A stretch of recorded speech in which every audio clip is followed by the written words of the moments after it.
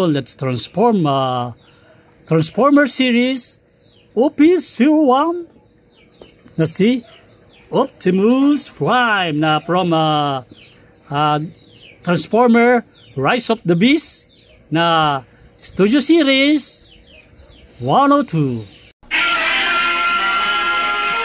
Transformers will return after these messages. So, ito yung kanyang mga weapon. Tatanggalin muna natin mga weapon. Bibilisan lang natin para po makita yung transformation niya. So, itong kanyang kamay, dahil nakaganyan na. Papasok lang natin yan. Straight muna natin. Then, rotate. Para may pasok natin dun. Yan. Tapos, dito. Open. Open. Tapos, ganun rin sa kabila. Para mabilisan lang ang ating transformation. Tapos, ito, the back, yan pwede natin buksan yan. Then,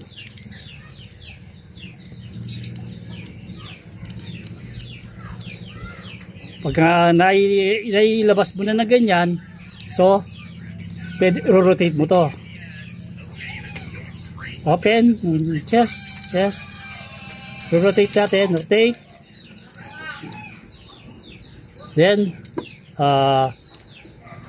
ito, ipapasok natin dito sa back. Yan. Ganyan ang kasing orientation yan. Parang ganyan yan, no? Tapos ito,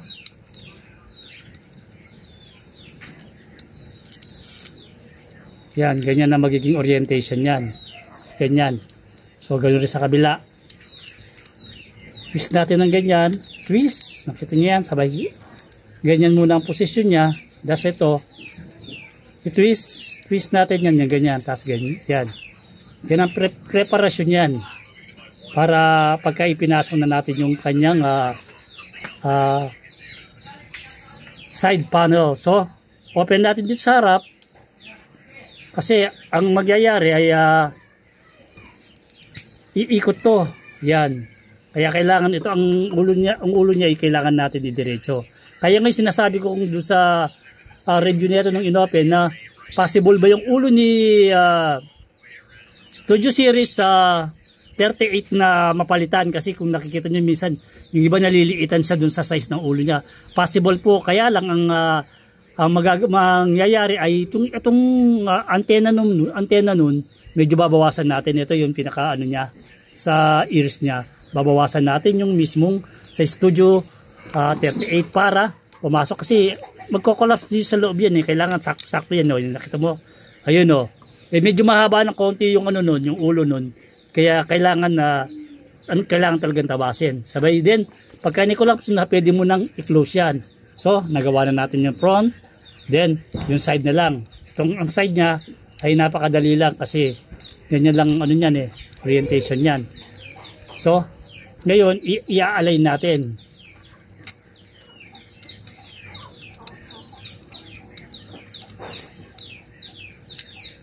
I-align na natin yung kanyang wheels pala. I-ano natin kukolapse natin pag ganun doon, ilalabas lang natin ng ganyan. Yan. Ganoon rin sa kabila. Yan ganyan Yan. Nakita niyo ngayon. Tapos ngayon ipapasok na natin to. Kumbaga yan. Nakita niyo yan Ganyan na magiging niyan. Pinaka-last na itong last na yung kanyang front. Then, ganito rin ang gagawin natin sa kabila. Ganyan. Tapos, so, meron pinaka-last ito. Pagkikin mo yung dalawang to, magkikita ng ganyan.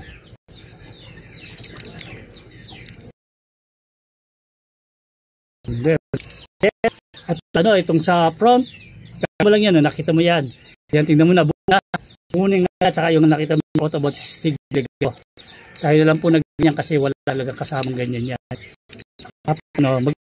Magkikita-kita yan, kasi pagka tama po yung form ng pagka-transform mo, tama po. Tapos i-relate yan, ibababag to cover up. Kaya nakita mo yung ganyan. Then smoke stance na ito rin sa kabila. Bawarin natin yan. makikita mo yung gilid. So, ito buksan siya, ito po, babatin niya, ayan. So, maglalak doon yung pinaka isa. Bari natin ito. Cover up din yung mga dapat nilang i-cover.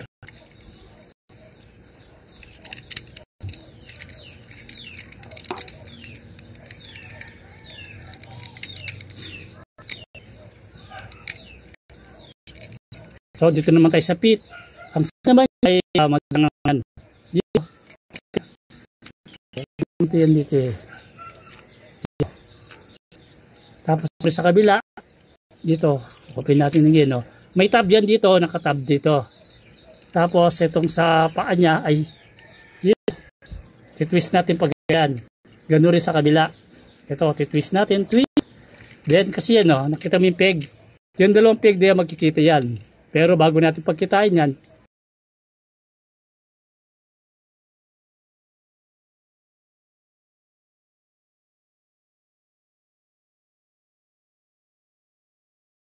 so bago natin siya isara, tapos ito, yan. Ito, yan nakikita nyo, ay mag-touch siya dito. Pero bago natin siya isara ng ganyan, yung kanyang sword ay ipapasok dito. Meron talagang function niya dito. Kaya nakita nyo may doon na ipipeg yung sword niya sabay na kayo no, may na gano'n. Oh. Kapag pinagkita nyo sila yan. Yan. Tapos side dito, ganun ilalabas natin yan. Sabay ito. May peg rin yan, no? Nakikita niyo yan. Ito. Putas dito at may peg dito. Lalak na yan. Ano rin sa kanya, maglalak rin yan. Lalak natin kanyang pang. Tapos yan. Tapos natin yan. Taan natin. Yan. Tapos ay usok yung mismong peg dito.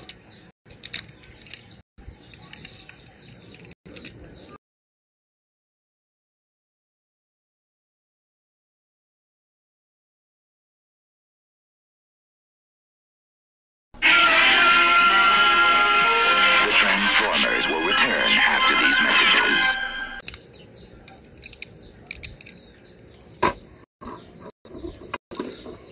Nalain, ganyan lang po sa pagta-transform ay kailangan yung dalay-dalay na pagta-transform din. Tapos sa kanyang master, ganyan yung kanyang orientation. So nakita nyo na yan ang Studio Series 105 na ganyan po ang design ng truck. So paikutin natin, pakita natin lahat ng details niya. Yan yan po ang ang kabuuan ng mismo. Kaya kung makikita iba na disma kasi nga parang ang pangit ng likod. So ang ginawa po nila ng paraan. Kaya sa next unboxing natin ay yung mga ibang figure naman Optimus Prime from the Rise of Peace. Lagi pong tandaan ng paalala ng abang lingkod na si Ethan Craftsman. Keep and bless, enjoy, and don't forget to like and share and comment and subscribe.